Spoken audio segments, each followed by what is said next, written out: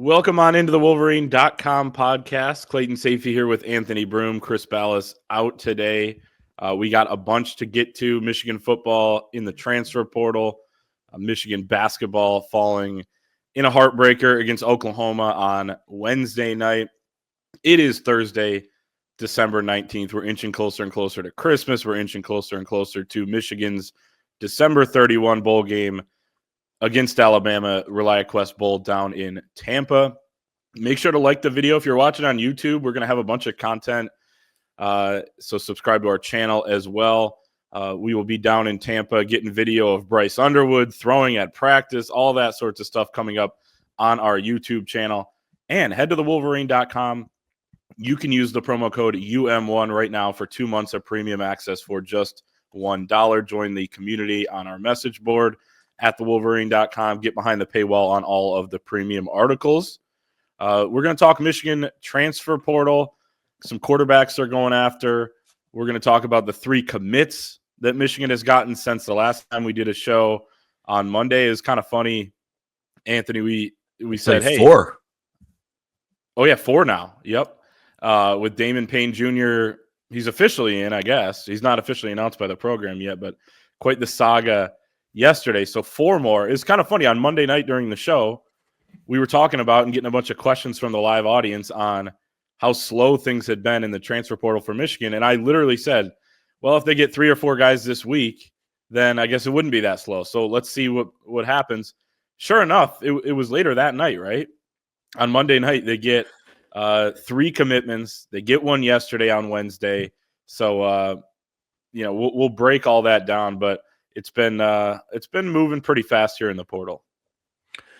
It has, and wouldn't you know it, Monday we record a little bit early to free up the evening, and the evening was freed up, but it was freed up to cover these commitments because, like I said, it was just going to be like it was the old olive popped out of a jar thing. All it took was 1, and then they started kind of trickling out together. So you're sitting at 5, I think. As of this morning, I just checked this, the number 3 transfer portal haul in the country to this point. And I think I could be wrong. You can correct me on this. I should be a little more knowledgeable of this as the company man. But I think On3's rankings are more, what you bring in versus what you lost. So for those wondering, I think that's why Michigan, with half the commits of like an Ole Miss or a Texas Tech would be up there in the mix. So they've done a nice job so far, I think, addressing not only depth, but competition. Certainly, need some more upgrades on offense that we think are coming, and we'll talk about all that. But, this is why you don't freak out 1, 2, 3, 4 days into the portal. Like, these things take time. A lot of these guys, and I'll be honest with you, at the top of this transfer portal to me has not, I'm not overly, there hasn't been a guy where you pound the table and go, gosh darn it, like they have to get this guy. There's maybe a handful of them, especially when it comes to the most important position on the field, which, is affected by what Michigan brought in at quarterback and Bryce Underwood. So I think they've done a nice job so far. Obviously, like it's not, you're not being a hater. You're not being negative when you say there's more work to do. They have 5 commits. I think they'll probably wind up somewhere in the mid-teens when it's all said and done, even with some movement after spring ball too. So nice start. We sit here 9 days out from the window to enter closing, and we'll see what happens from there. But, the big one's still on the table. Yeah, and you are right about those rankings. It factors in who you lost versus who you've gained. And so far, Michigan hasn't really lost anybody that is a departure that you can't overcome. And we put out a Sting Factor article on all the guys that have left so far, 13 scholarship players, and nobody was over a 5 out of 10. And the 5 out of 10 was Tyler Morris at the wide receiver spot. And of course, these are all subject to change because if Michigan goes out and gets 3 or 4 studs at wide receiver, then that probably moves down to a 2 or 3.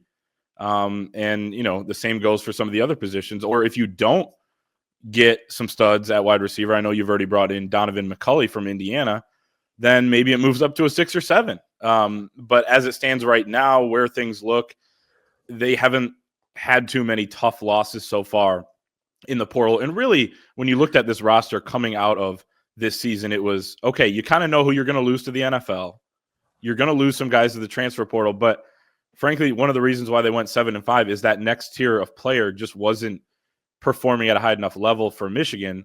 So that's where they need to replace. They need to upgrade not only the top end now that you lost those NFL draft guys, but they need to be a little bit deeper. They need to have more talent across the roster at each position instead of just, hey, we got a great D-line, we got a great corner, and a great tight end, a great kicker, right? You need it to be pieced together a little bit better than that. So I think that that Michigan will look to do that, and so far so good with what they've brought in. We'll talk about the additions in just a few minutes. I do want to start with what everybody's kind of asking about more so, though, and that's the quarterbacks that Michigan is pursuing in the transfer portal. We will start with, on Monday we talked a lot about, hey, Billy Edwards Jr. from Maryland is trending away. He visited Wisconsin. That thing pretty much got locked up over the weekend. He ends up committing on Monday to the Badgers. Michigan was the favorite as soon as he entered the transfer portal, but as we wrote on Friday and then again Saturday, it wasn't a completely done deal. So there was some panic in the fan base over that. Then we see what Michigan does in shifting, right? What comes next is Daquan Finn from Baylor, originally played at Toledo, is a guy who they bring on a visit immediately. Brendan Lewis, quarterback out of Nevada, is somebody else they'll bring in. And then Mikey Keene from Fresno State will be in this weekend, or at least is scheduled to be. He goes to Ole Miss today on Thursday. So you're seeing the quarterback board kind of come into shape a little bit. Of course, it's mutual. These guys have to want to come in and compete with Bryce Underwood. Michigan has to, have a pecking order, certainly, of which guy they like best out of these three, and could potentially expand further depending on what happens. But I guess before we get into each guy, your thoughts on how Michigan pivoted here, what they're looking at with these three guys on the board currently. Yeah, it's not surprising. I think that we've been pretty forthright about, once, in a situation where you don't like Bryce Underwood, maybe you are in the mix a little more for the Miller Mosses of the world, the Caden Salters of the world. But you got what I think is the longer-term solution by landing him, which means, he's either going to win the job or you need a bridge guy. And it kind of, locks up that upper tier of maybe the guys that you'd want to bring in for a year, or some of these guys, maybe have 2 years of eligibility. So when you pivot down the board, I think it's hard to, kind of count on the fly.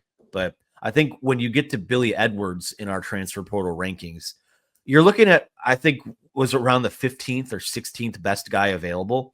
And that was probably right now. I mean, I don't want to say he was the white whale of the process, but when you look at just how everything's gone down, he was at the top of their board. That's why they've had to pivot to some of these other guys. So you missed out on him. I don't think it's the worst thing in the world. I think a lot of these guys kind of fall into the same category, but you get down to Daquan Finn, Brendan Lewis, Mikey Keene. If I had to rank the three of them, it's probably for me still Finn, Lewis, then Keene. I don't know where you stand on that, but they're all kind of the same. Guys who, Finn didn't have the benefit of playing Big 12 football, which I think, he did. He played 2 games and I think appeared in the third. Before, he got injured this year. So, but prepared for those caliber, on a Power 4 caliber team, which I think is a good thing. And he's at Toledo. He was a guy that I think, for as many impressive wow plays as he made, there's a lot of head scratchers and things like that as well. But when you look at a guy out of Detroit who I think has a very good arm, I think moves very well with his legs, him and Brendan Lewis for that matter too. I think if you're looking for bridge QBs to put around Bryce Underwood, I think with guys like that, you're able to install the offense for what it would be for Bryce Underwood. And then if he wins the job, he's in there. If he doesn't, you're still repping similar things with the guy who wins the job. So like it so far. Don't don't love it. I think that when you get to this tier of guys, I think it's more likely that we see Bryce Underwood early on than not. Whereas, maybe some of the other guys up the board, maybe hold them off for a half the year or almost the entire season. But yeah, it's to the point now where I don't think that anyone is going to go crazy about who they bring in, and everyone's going to kind of instead be waiting for that first big mistake to blow up our message board or blow up social media about needing to get Bryce Underwood in there.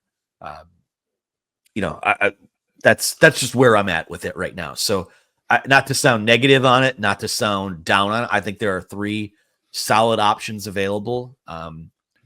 Mikey, maybe a little bit of a gap between Finn and Lewis. And then when we get into Mikey Keene, but I'm not super surprised that the board has fallen this way, given that you have the big fish. You're in the better situation, in my opinion. Yeah, long term for sure. And I agree. I mean, the Bryce Underwood effect is real. If you're a guy like Miller Moss or one of these other guys who are in a similar situation, a lot of the transfer quarterbacks, you see guys that kind of saw the writing on the wall that their current program was going to move in another direction, or at least allow a younger guy to come in and compete at a higher level for the starting job. Okay, I want to go somewhere I can start. I can prove myself as a potential NFL player in my final year or 2 of eligibility. And what's the safer place to do that at? If you're Miller Moss, it's probably Louisville that didn't have another great option. And you're not looking over your shoulder like you were with Jaden Mayava at USC this year, and then ended up getting benched and kind of scapegoated a little bit by Lincoln Riley in USC, which is having a rough time right now with their own issues in the transfer portal. So Yikes. I think certainly I understand that aspect of it. The Bryce Underwood effect is real. It's also the reality of, one, this was a weaker year at quarterback overall in college football. You saw a defensive player, or really a two-way player, win the Heisman. Ashton Genty comes running back in second in Heisman voting. There's not that surefire NFL guy who's going to go number 1 overall from the quarterback position that year. This year, maybe a trickle-down effect from that. If you look at last season at quarterback in the transfer portal, you had Dylan Gabriel go from Oklahoma to Oregon. Cam Ward sees his conference dissolve. He goes from Washington State to Miami, ends up being a Heisman finalist himself. Same with Gabriel. Will Howard kind of looking over his shoulder with Avery Johnson there at Kansas State. He can get a big bag from Ohio State. He goes from K-State to Columbus. Riley Leonard plays for Duke, can make more money at Notre Dame, way more notoriety, goes to Notre Dame, leads them to the college football playoff. And then Cal McCord, who wasn't ranked that high when he entered the portal as a transfer quarterback last year, but is actually one of the best transfer quarterbacks in the country this year. Similar situation maybe to, I'd say a Miller Moss this year, just because he did get kind of scapegoated by Ohio State last year, 2 picks against Michigan, that sort of thing. 1,000%. Ends up doing really well at Syracuse. It's not that pool of players right now in the transfer portal. But to get back to the pool that Michigan's looking at right now, which could change, of course. Really quick, can I go just ahead? Because I felt myself rambling when in our initial statement there.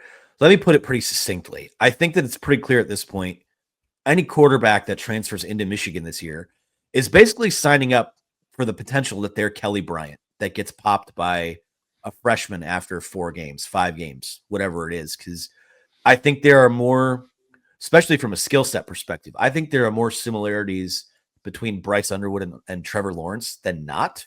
And a lot of people think Underwood is maybe that best QB to come through the high school ranks since him. So that's the juxtaposition here, is why are more higher end quarterbacks not interested? Higher, I use that term relatively given this year's class, because everyone thought the NIL thing was, the money cannon. They were going to fire it and get whoever they want. That's why, to me, that's why we are where we are at the moment. And I don't even think it's necessarily a bad thing. It's just this is the road that was most likely with, landing the big fish. I agree with that. Let's go through each guy. DQ Finn out of Baylor, spent his first, 5 years of college football at Toledo. He's got 1 year of eligibility remaining. He's a Detroit native out of Martin Luther King High School, a bunch of familiarity there, a bunch of connections there. Obviously, probably knows some players on the team, knows some people around the program. This is a true dual threat. So is Brendan Lewis, who played at Colorado in Nevada and can actually run. Mikey Keene moves around in the pocket, but he does not run. He hardly scrambles. He hardly is dialed up for design runs. But Finn you can legitimately dial him up on design runs. He was the 2023 MAC MVP, completed 63% of his passes, 2,600 yards, 22 touchdowns, 9 picks, 563 yards on the ground, 7 scores rushing. He started 33 career games. A dynamic athlete, and somebody who still would have to show he could translate up to this level. Because like you said, he played 2 games as a starter in the Big 12 before suffering a rib injury.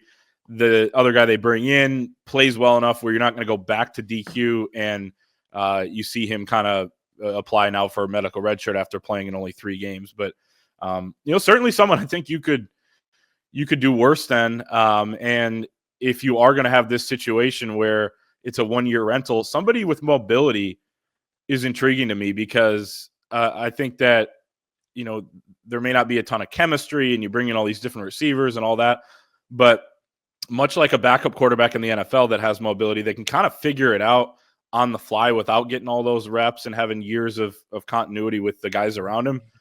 This guy could come in and do that in a 1-year situation as well. Same with Brendan Lewis, but I think Finn to more of an extent. Absolutely. I think that's something that, and I'm not comparing Finn to JJ McCarthy by any means, but when you look at don't worry, I'll land the plane this time.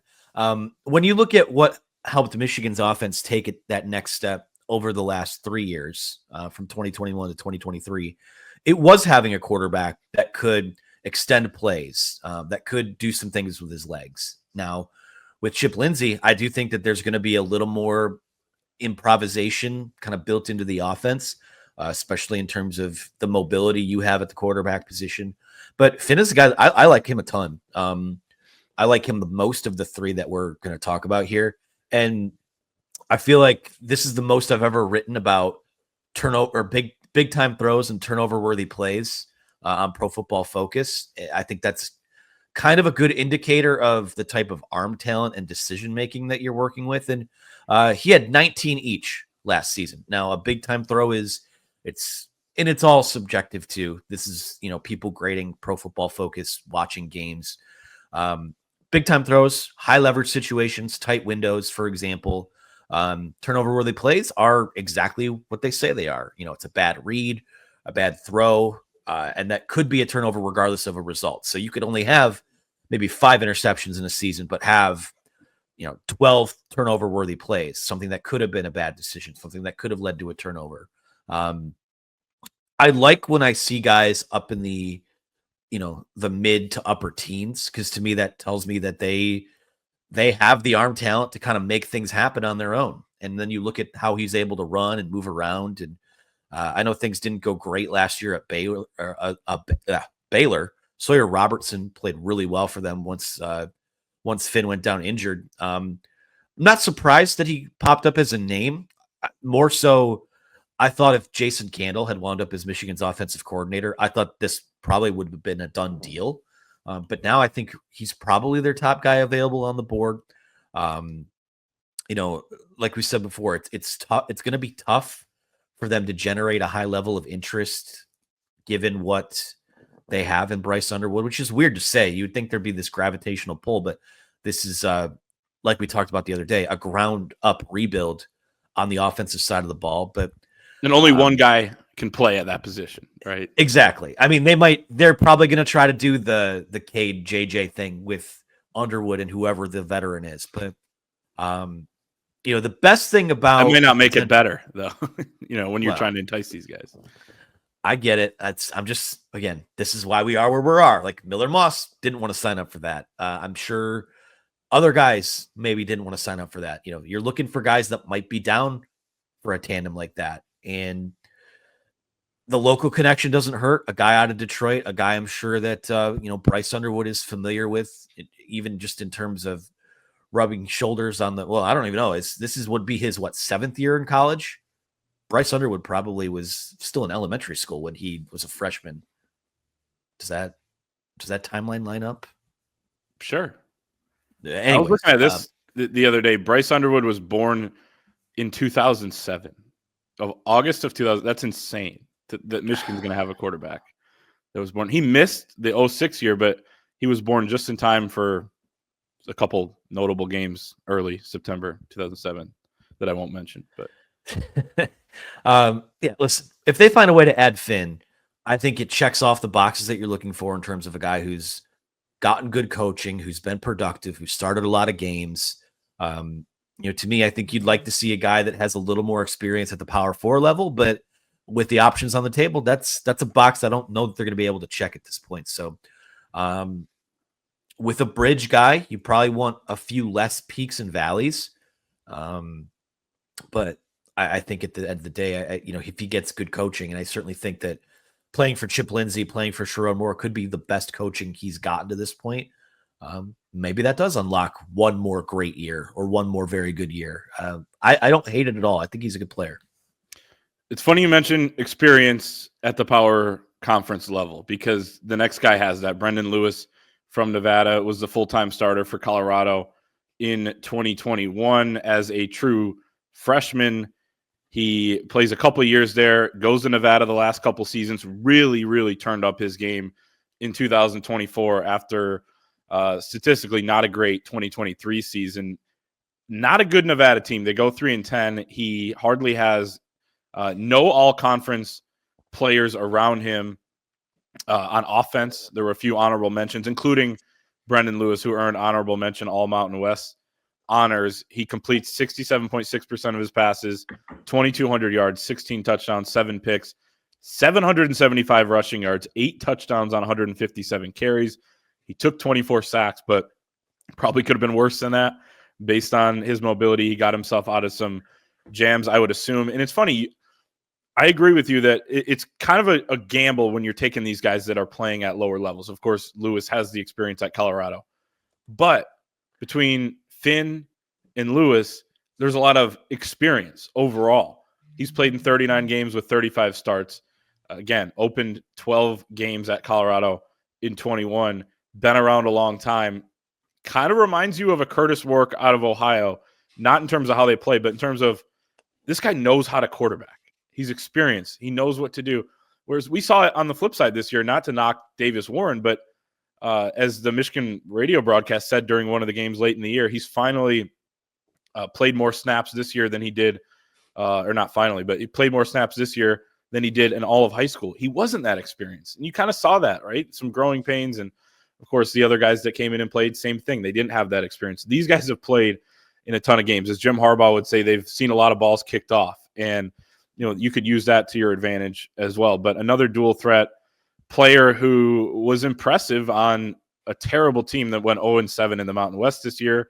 So it's hard to fully judge exactly what this season was for him, but was still able to be effective despite not a lot of help around him and a terrible defense statistically.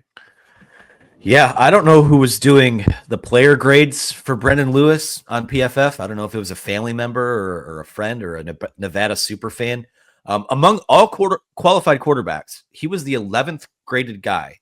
11th. They had him at, what is it here, 90.8 on the season. And you go through and you comb through his profile and you're trying to figure out where that is. And something that I like about him is that it looks like he graded out pretty highly in the intermediate game, which is kind of, in a lot of ways, sort of the bread and butter of what JJ McCarthy did well. I hate to, again, use that as the standard, but, you're looking for guys that can make the throws over the middle of the field, guys that, make some plays, throwing the deep ball too. I think he had 8 touchdowns and a little under 600 yards on passes of more than 20 yards this year.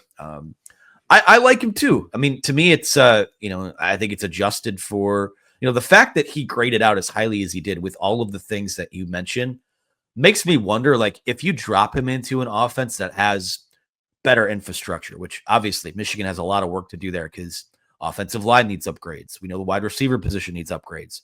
It looks like they're trying to bolster their their run game a little bit.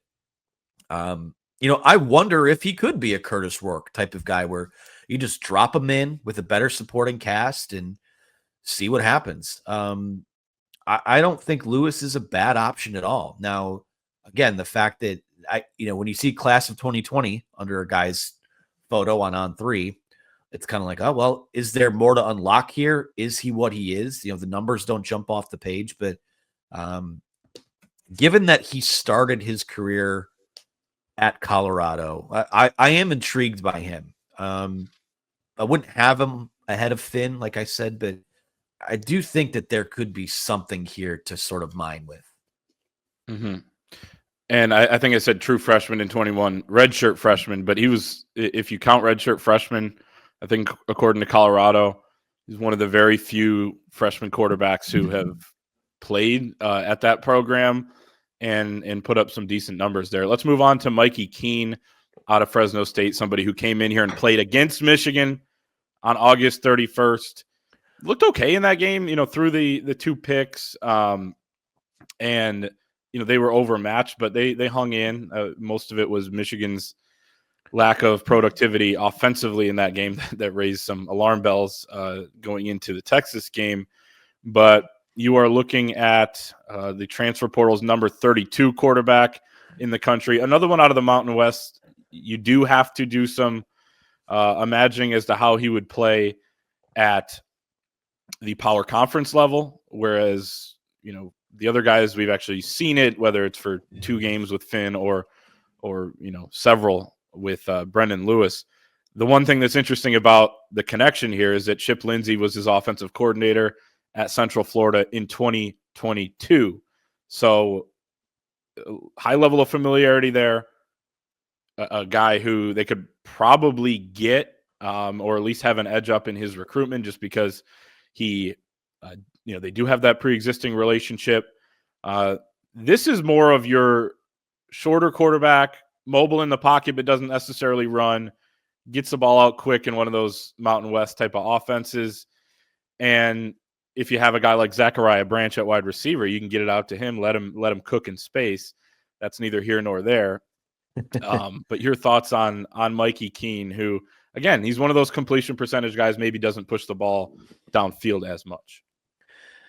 Yeah, not only is he not a runner, he has negative 379 yards in his career, which is obviously that's sacks and that's stuff weighed in there.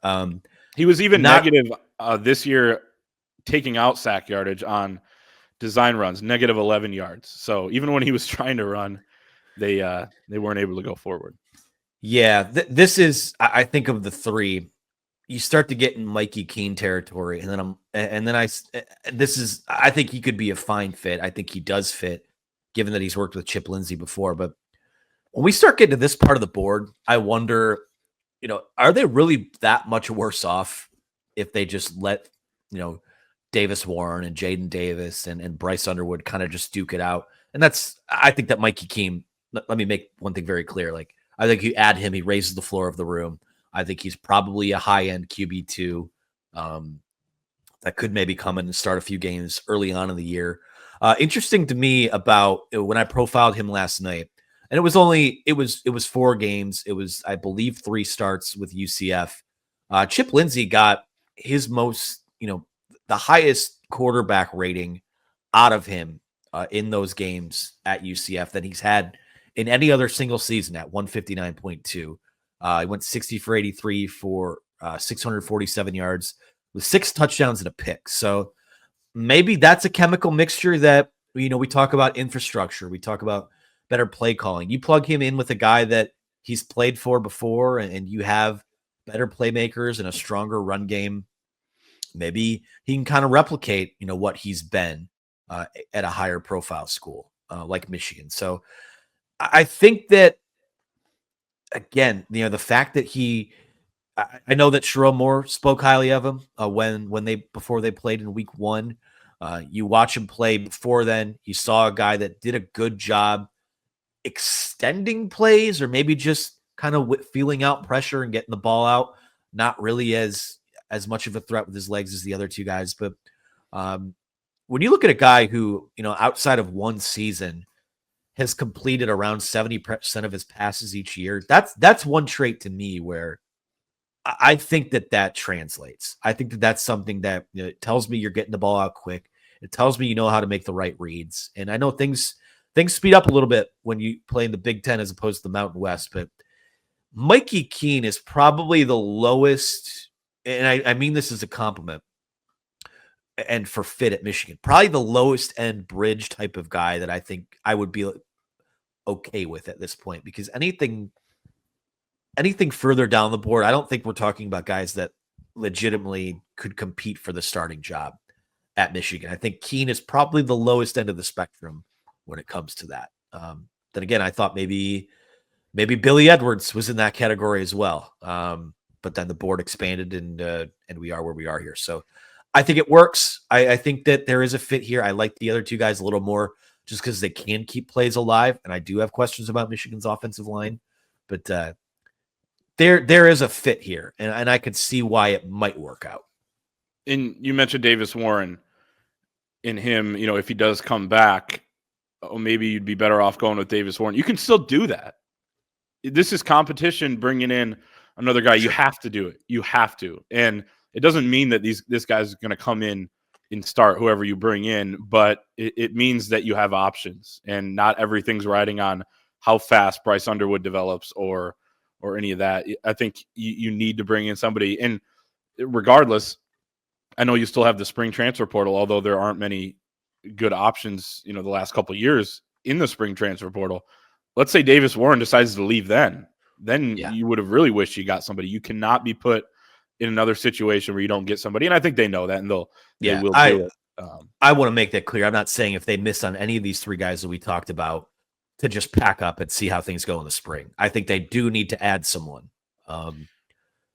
So we'll see what that looks like. I just know that, there might be guys that aren't in the portal yet. I know that the guys that are maybe a little further down the board, I don't know how much it, serves as a bridge from there. It would be more competing for QB2 or competition, which I think is good regardless. But we'll see. I suspect one of these three is going to wind up at Michigan. It just feels like that's where we're at right now. Yep. We will be monitoring it over at thewolverine.com. So stay tuned over there. Let's move on and talk about some guys Michigan did land in the transfer portal for recently here, 5 overall. As Anthony said earlier, Michigan 3rd in the transfer portal rankings, factors in guys who left, factors in guys who came in. But before we break those guys down, let's talk about our friends over at Prizepicks, the most fun way to enjoy watching sports, where you can win up to 100 times your money this football season. You just select 2 or more players, pick more or less on their projected stats, and place your entry. It's a great way to test your skills as a fan. It's simple and easy to play. You can make your picks, submit your entry in less than 20 seconds. And we have a special offer for you. Go to prizepicks.com or the Prizepicks app. Use the code Wolverine to receive a guaranteed $50 once you play $5 in lineups. And Anthony, we're entering an incredible time of year to be playing Prizepicks. Think of this. Tonight you got Thursday night football, Chargers, Broncos. Tomorrow you have the college football playoff. Saturday, 3 college football playoff games. Sunday, NFL. Monday, NFL. Tuesday, bowl games. Wednesday, Christmas Day, NFL, 2 games.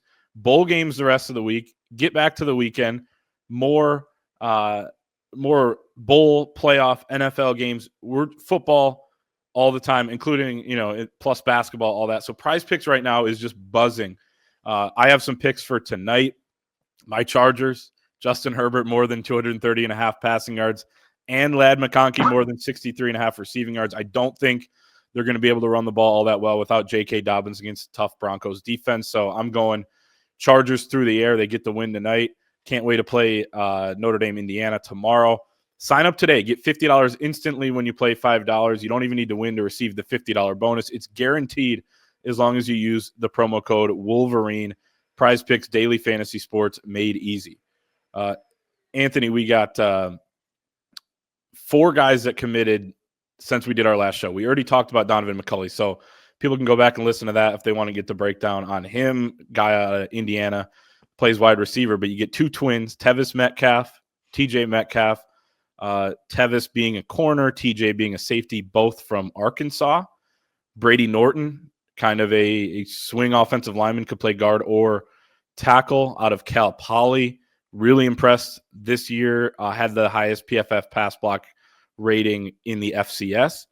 And then Damon Payne Jr. yesterday, no drama at all, ends up a Michigan Wolverine, defensive tackle out of Alabama. I would categorize him as a guy who kind of played the Rayshon Benny role at Alabama this year and could really do the same next year at Michigan if you slide Benny up to a starter role. I still think you want to bring in another guy along with Payne. Probably Keyshawn Silver out of Kentucky would be the best option there. But 4 guys coming in, not all of them will make a huge impact right away, but part of the transfer portal is adding for not just the next season, but after that. I think you could see it with Norton being potentially a project.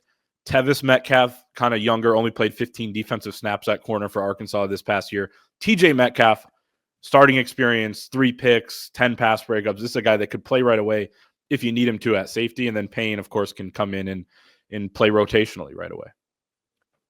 Yeah, I'll start with TJ Metcalf. I think that he's a guy, when you look at, they're going to lose Quentin Johnson at safety. Wes Walker, they'll lose him at safety. Makari Page at safety. So, already kind of need to re-bolster the ranks there. You sort of hit on Zachariah Branch a little bit earlier. I know Zion Branch is a safety, and it seems like they might want to be a package deal. I don't know if there's a fit there. We'll see. They are a package deal, yeah. They are a package deal, and I would take both of them if we're being honest. Yes. But, you look at Michigan's, still waiting on a decision from Rod Moore. We have high hopes for Brandon Hillman. Mason Curtis did show some good things at safety. I feel like I'm missing someone. Jaden Mangum didn't really play this year, but was an honorable mention all Big Ten type of guy at Michigan State that I think can factor in. But I like TJ Metcalf a lot. I think he's probably right now slides into, let's just say that Rod Moore does come back. I think that TJ Metcalf would probably be the guy that slides in right next to him. I think that, his brother, Tevis Metcalf, is going to bolster the depth at cornerback a little bit. You lose some guys there and need to kind of figure out what that room looks like after, life after Will Johnson. So I like those 2 additions. It makes sense.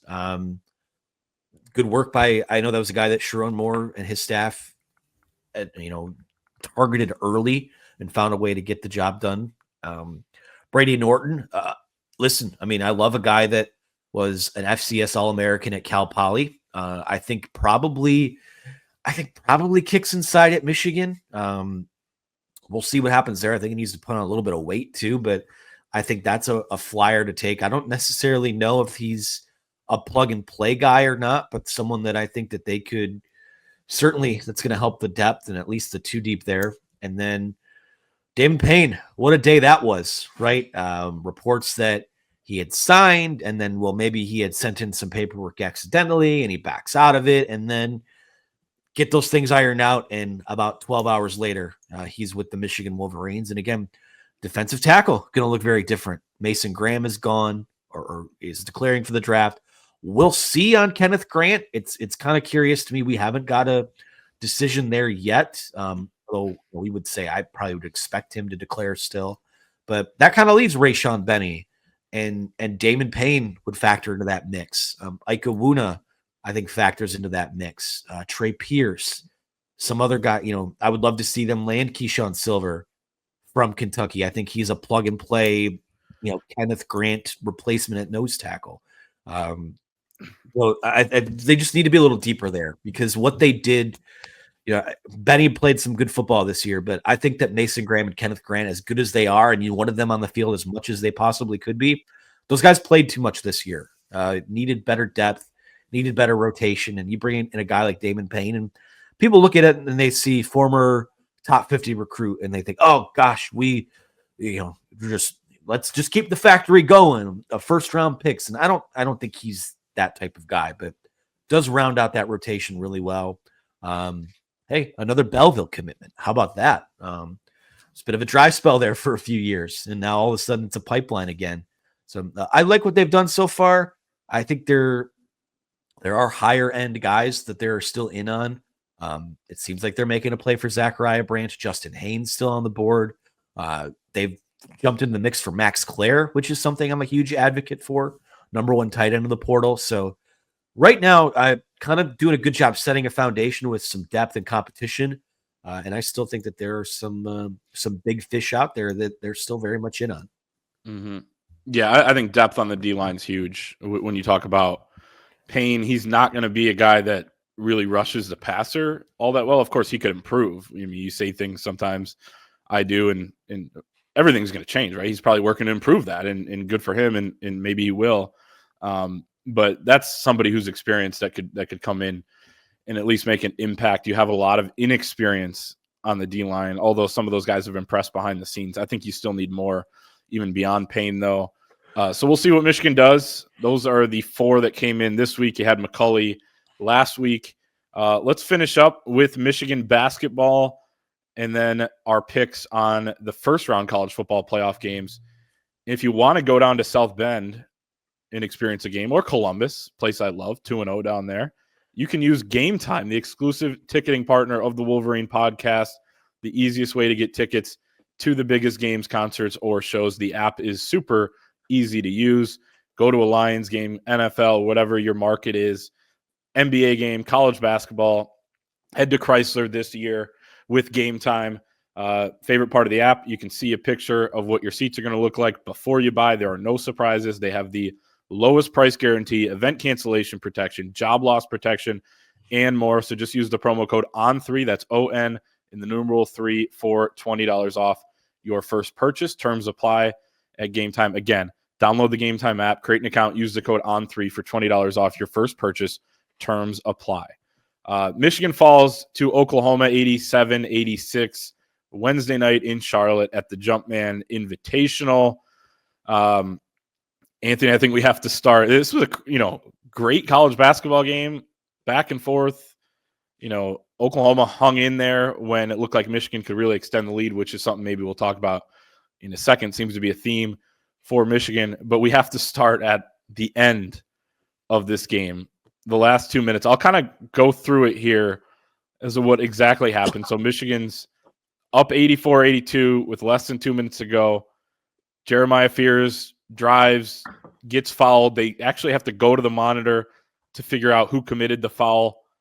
The replay shows really no one touched him. I think that might be the play right there. Actually, it's not on the screen. And I think they called it on Vlad Golden. He makes 1 and 2 free throws. So they're down 1. Minute 37 left. You have a miss by Roddy Gale. Vlad gets the offensive rebound, gets fouled, makes 2 free throws. Michigan's up 3. You force a turnover with a minute left. Call timeout. You feel decent at this point. You really just need 1 score. You go Wolf in Golden on a ball screen. Wolf gets blocked in kind of a little bit of a weird shot as he's driving to his right. It goes out of bounds. Michigan keeps the ball. They wanted to get the ball back to Trey Donaldson, who inbounded it, Dusty May said, but ends up in Roddy Gale's hands. He takes it and gets blocked into a bunch of traffic. There actually might have been a kind of a turnover. Was trying to pass it, I think, to Danny Wolf. Oklahoma calls timeout. You could have followed up 3. They don't. Jeremiah Fears comes off the dribble handoff, deep 3, 4-point play. Didn't look like Roddy Gale fouled him yet. He got another call. That was a theme throughout the night. Really, the only thing that couldn't happen if you're Michigan is allowing a 4-point play. It's exactly what happens. Oklahoma goes up 1. You're in the double bonus. Trey Donaldson settled for a 3, which is a good look, but probably not the look you wanted at the end. You get an offensive rebound, but not really a good look at the rim. And really a shocking loss. When that game was over, I was sitting there like, I cannot believe what just happened here. Shocking is one way to put it. I think incredibly frustrating is how I would put it. Because listen, I want to start up by saying this. I'm not worried about this team at all. I think that you've got 3 losses this year by a combined 5 points, and that's something that they will learn from. I think that the pieces on this team are too good, and the coaching, to me, is still too good to not learn something and to not take something away from that. But what's interesting to me, and that this is just basketball too, is that their issues this year, we talked about how the turnovers have been a constant, but it hasn't been one thing that you can pinpoint on. And I think in a lot of these games, especially the last 2 losses, it's like playing whack-a-mole, where this game you get your turnovers figured out. I think they only had 10 on the night, which for Correct. them, that's a hell of a night at the office compared to what we've seen. Then you go 4 for 28 from 3, and to lose a game, that's 2 games in a row where I think you just make one less mistake somewhere, and that's easy to say when you lose by a basket. You win the basketball game, and I was frustrated by. I think when you look at what's in common with these last 2 games, and I think part of it too might be the fact that Arkansas was unconscious from the floor, in the middle part of that game. Oklahoma shot the ball very well from 3 at times in this game on Wednesday night. I think the fact that the defense has slipped, the defense has let them down last few games. I think, you were a top 5 defense, early December or so, and you've slid down to number 24 on KenPom, moved up, I think 14 or 15 spots on offense, which is going to happen when you have 3 games in a row where you score 85 or more points. But, that was a lot. Like, at time, like, they had to rally back in the Arkansas game, because I don't think that they handled their athleticism all that well. I think that in the middle part of that game was where that game was lost. The fact that this came down to really the last 20 seconds of the game, where there was a phantom foul. I don't, it was a vintage kick your leg out and make it look like it was a foul. He's great at that, by the way. He's excellent. Yeah. And maybe I might just be a prisoner of the moment here too. I was at the Pistons game Monday night, and Tyler Harrow hit a 3 just before the end of the game to tie it and send it to overtime when you didn't foul up 3. And then last night, Michigan doesn't foul up 3, winds up not only fouling, well, they do foul, but it wasn't a foul, and get the 3-point play or the 4-point play out of it. I just don't think, when you look at last night's game, I don't think there was enough of a sense of urgency. I thought, I would have fouled before Fears attempted the 3. I would have done it a little earlier. I would have liked to see them push the ball a little faster on that final possession and maybe try and get to the basket. I don't have a problem with the final look. To lose a game like that, that one, Arkansas was frustrating. This one feels like legitimately a missed opportunity. And that's a bummer, because I think for most of the night, that's a game that, I don't want to say it's an inexplicable loss, but that's a game they should have won. Like, they didn't need a late comeback. They didn't need a furious charge to make it close. That's a game that they should have won. And they have to kind of sit with that for a bit. And you feel that way after all 3 losses. I mean, Wake Forest, you lose by 2. Arkansas, you lose by 2. This game, you lose by 1. 3 losses by a combined 5 points. And all of them, you could look back at certain things that could have gone a different way. I mean, literally, if Michigan doesn't shoot ice cold from 3, 4 of 28, then this is a completely different game. It's not one possession at the end where you even leave it to the flukiness, right? Dusty May keeps talking about that. Basketball is a fluky game. We want to win on the margins. We don't want it to come down to whether or not we shoot our average or above our average from 3. Of course, that's going to swing games, and we saw that last night. But Michigan does kind of do a lot of the things it wanted to do. It rebounded better. I know Oklahoma got 12 offensive boards, but I thought the ones they got really were not, anything egregious on Michigan's end. They only turned it over 10 times, as you said. That's not just a good day at the office for them. That's a good day at the office for anybody playing at that pace, especially. And so the defense is an issue, as you mentioned. They overhelped a bunch of times, some kick out 3s. Oklahoma also just hit some pull-ups as well. They go 12 of 24. Including the 4-point play on the 3-point shot. That's 37 points on 3s. Michigan goes 4 of 28. That's 12. That 25-point difference is the difference in this game, because Michigan had everything else working, and you could argue that they should have gone to the bucket more based on the amount of success that they were having in there. 19 of 26 on layups. Michigan shoots 72.2% from inside the arc in this game. That's the highest they've shot from 2 in any loss in the KenPom era. 1996 to 97 is when that goes back to. Usually, if you dominate a team inside like that, it indicates all these other things, right? You're probably playing a bye game where you completely overmatch them. You do that. You also hit your threes. You also defend. So that stat's probably an indicator, but still, you were having that much success inside. Vlad Golden was incredible with 26 points. Danny Wolf got off to a hot start, 10 points in the first 12 minutes. They kind of slowed him down a little bit more as the game went on. You do all these things well, but it's kind of thrown out the window. Like you said, the defense to me is you're always concerned about everything, but I think a concern, especially the last two. I thought Iowa was okay. You saw some lapses there, but the last two against these teams that do have a lot of players with a lot of skill offensively, you have some issues staying in front of ball handlers. But this one stings, man. I mean, you're up 13 against Wake Forest, you lose. You're up 15 against Arkansas, you lose. You're up 11 with 10 minutes to go against Oklahoma, and you lose.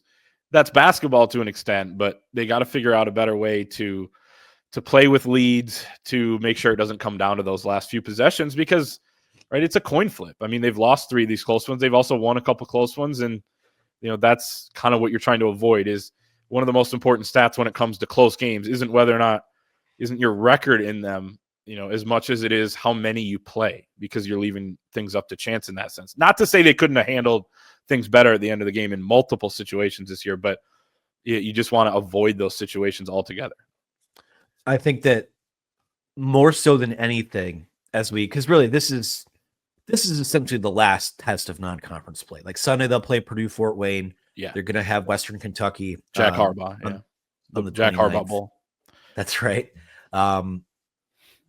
What you come out of this non-conference with that I don't think can change over these next 2 games is that I think when they have gotten out to some of these double-digit leads, they've gotten just a little too comfortable. And we talk about, if you make one less mistake here, one more play there, it's making that play or getting that stop when you're up that much. I think that swings the game more so than, they needed to hit this shot at the buzzer, or, they had this chance to hit a wide open 3 with a couple minutes left. No, I think it's, I think that's something that, and I don't know how you address that either. Something that strikes me is I think that I wish that Trey McKinney was on this team this year, because I think that he is kind of a,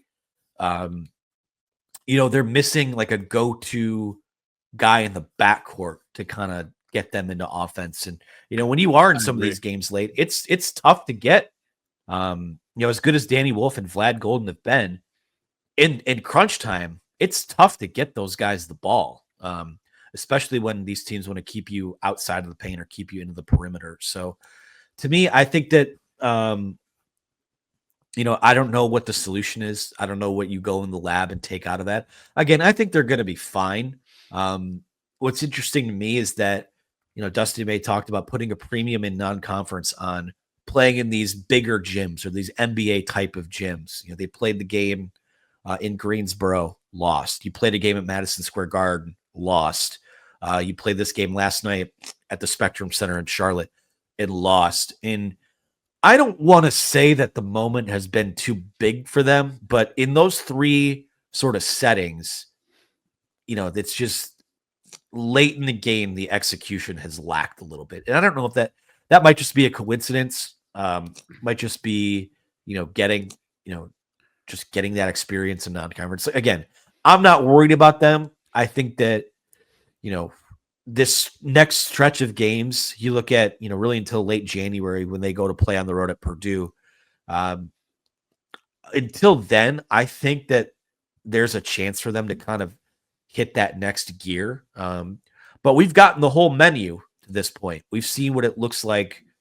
I think we kind of have a good idea of what this team's warts are, what the best version of this team looks like. And unfortunately, these last 2 games, as fun as it is to score a lot of points, there's been a lot of different sort of things that led to those losses. So I'm confident they'll get it figured out.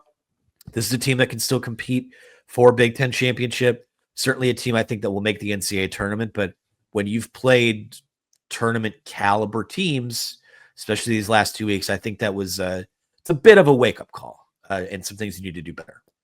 Yeah. Guard play, bench play needs to improve. One more question. What is going on with LJ Kaysen? Yeah, I don't know. I mean, they're They've definitely, and he said, I'm going to tighten the rotation at some point. They've tightened it to the extent of LJ Kaysen not playing. Pippen has kind of passed him up. Maybe they just, hey, if it's going to be 5-6 minutes or whatever it was last night for Pippen, probably 2 or 3, then we're going to go with a guy who we think defends a little bit better, maybe steadier with the ball. But I don't know. I think that's worth a question. That's one of the ones where wish we were at the post game last night, because that's 2 straight games now where Kaysen doesn't play. So yeah, the bench has to be better. Certainly, Sam Walters. I keep shooting, man. I mean, he was open. Seems like he's maybe rushing a little bit, but I have no issue with him just continuing to shoot, because we've seen this a million times. Like, the only way out of a shooting slump for a lot of these guys is to just keep letting it fire. Now, he's got to settle down a little bit.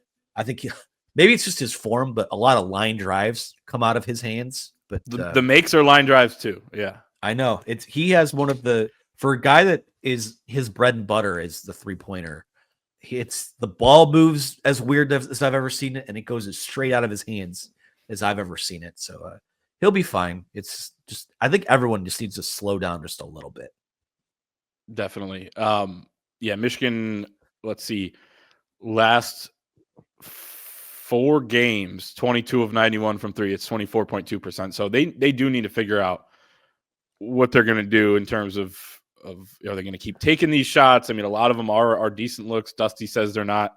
Some of them aren't in rhythm as much as they would have liked. But they're in a shooting slump right now. And look, when Walters was hitting every 3 at the beginning of the year, it felt like he was never going to miss. It was like, this guy's automatic, but that's how it goes for shooters throughout the course of a season. But the whole team right now on kind of a dry spell. And in that 22 of 91 stretch, you had 3 big threes from Will Cheddar in the first half against Arkansas.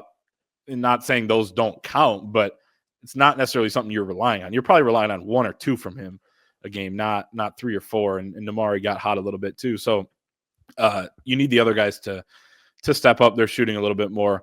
All right, let's close out. We've gone a little bit long here with No Man Knows the Future, our final segment. We'll rip through the first round of the college football playoff games. We will start in the Friday night game, which I'm really excited for, the state championship, Indiana at Notre Dame. Notre Dame is a 7-point favorite, over under 52.5, 8 o'clock on ABC. I'm taking the Irish in this game. They haven't really been tested. This will be a test for them, but really since the Michigan game, I haven't been a huge believer in Indiana, although, crazier things have happened. They could certainly win this game. Are we picking this game straight up or against the spread? Spread, but give your pick as well.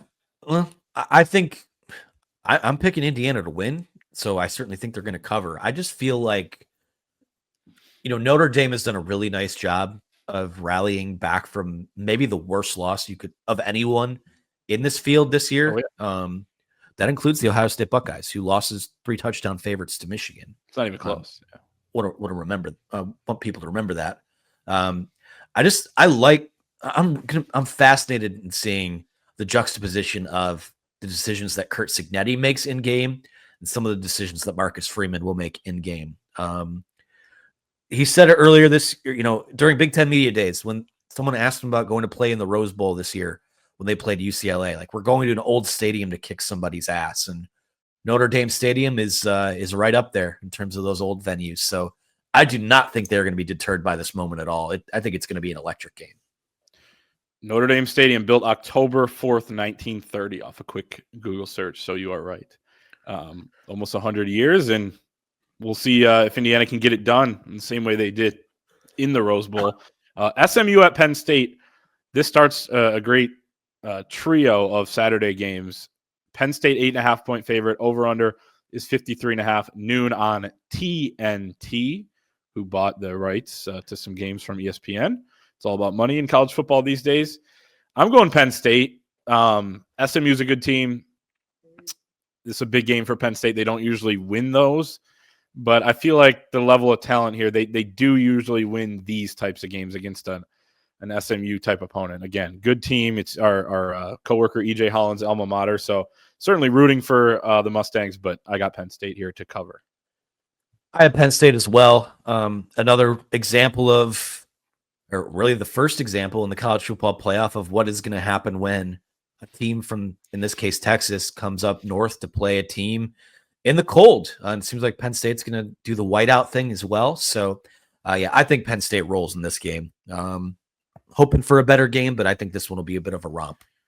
It's kind of funny. They've been complaining for years about the whiteout being or like having noon games, so they can't do the whiteout, and then they get the noon playoff game as well. But they're going whiteout regardless. So it should be fun to watch these on-campus games, man. It's going to be great atmospheres. That includes orange on orange crime. Clemson at Texas, 4:00 on TNT. Texas 12-point favorite, over under 51.5.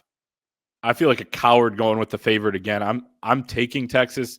Not a huge believer in Clemson. They barely got in. In Texas, I guess, rolls here by at least 2 scores. Yeah, I have Texas as well. To me, I think it was a blessing and a curse having the schedule that Michigan did this year. But when we saw that Texas team in week 2, and granted, this is when Quinn Ewers was healthy. I mean, that was they let off the gas in the second half of that game. I think they could have named their score that day. I think very highly of them, and I think that they smack around Dabo and company on Saturday. Last one, the nightcap, Tennessee at Ohio State. Ohio State 7.5-point favorite, over under 45.5, 8 p.m. on ABC. Weather has been just a huge topic of conversation. Which team can play in the weather? Tennessee had the incident. What game was that? Was that at Kentucky? It was like 55 degrees, and their wide receivers were complaining about the heaters not working on the bench. It's like, dude, it's 55. It's going to be 25 around there in Columbus on Saturday night. Ohio State 7.5-point favorite. Like I said, I'm going Tennessee because it is 7.5. I think they keep it pretty close.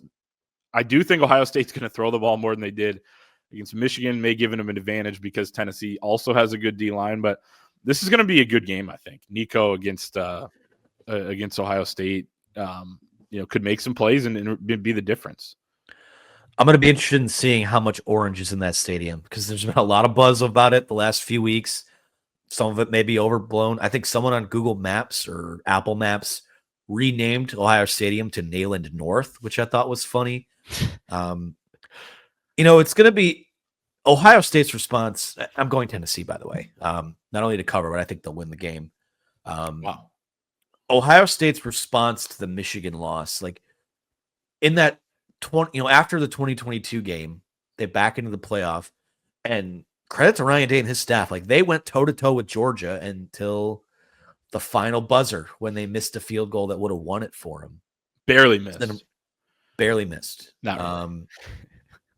I don't know if they'll have that type of response because I just think that this last loss to Michigan sent shockwaves through that program that now they're trying to talk themselves into that game not mattering. And we know with that program, if they have to try and speak something into existence, it usually doesn't work out for them. Who's your national champ? I have the Texas Longhorns over the Georgia Bulldogs in the national championship game. I think there will be a team from this opening weekend that makes the national title game. I just like Texas's path a little more than a lot of those other teams. Oregon's on the warpath. I think they'll play Texas in the Cotton Bowl semifinal. I feel like Texas is it's going to be Texas, Georgia 3, and I think that they get it done on the third time. They would get Arizona State, right, if they win? Correct. If you look at the futures here, they do have they're tied with the top odds to win the national championship with Oregon at plus 360 as the 5 seed. We talked about it in the summer. The 5 seed is probably one of the best spots to be in. Because you could be the number 2 team in the country. They might be, right? 2 or 3. And you're still there. I got them too. I got Texas. I didn't know what your pick was coming in. They have the best odds to make the Final Four on DraftKings. They have tied for the best odds to win the national championship. I love the path as well. I think Texas gets it done. I guess I don't think they will, but I think they have the best chance of doing it. I don't think they should be odds-on favorite, but who are they beating? Playoff. It's going to be a fun format here. I wonder if they make changes in the future here, but For now, Do I you have Texas Georgia as well? haven't thought about who they play. Probably though, I think we'll probably see a trilogy of that matchup, which kind of I hope it's something different, but because we've already seen that twice. But I'm gonna make one prediction. Penn State and Boise State will play in the Fiesta Bowl. Obviously, Boise State was put on the map by the Fiesta Bowl, which was I actually watched the replay of that game earlier this week. My bold ass prediction for the college football playoff is that we see just an Ashton Genty hero ball game against the Penn State Nittany Lions that sends them to the semifinal against Georgia, where they will lose. But I think Genty's going off against Penn State. I would love to see that. By the way, Bryce Underwood was not alive for the January 1, 2007 Fiesta Bowl between Boise State and Oklahoma. That's insane. It all comes full circle. It does. Okay, that is going to be our show. Apologize for going long. I do not. Yeah, I guess either do I. I'm just trying to be nice. Follow us over at thewolverine.com. Use the promo code UM1 for 2 months of premium access for just $1. Perfect time to get in right now. Subscribe to the YouTube channel. We'll be down in Tampa, I guess, towards the end of next week? This is the time of year where you don't know what day of the week it is, but we'll be down there close to the new year. You're going to want to watch Bryce Underwood throw in warm-ups of practice, which is the access we'll probably get. So subscribe to the YouTube channel. Like the video right now as well. Have a Merry Christmas. No, we'll be back Monday. But Merry Christmas season, Hanukkah, all that. And we'll see everyone next week.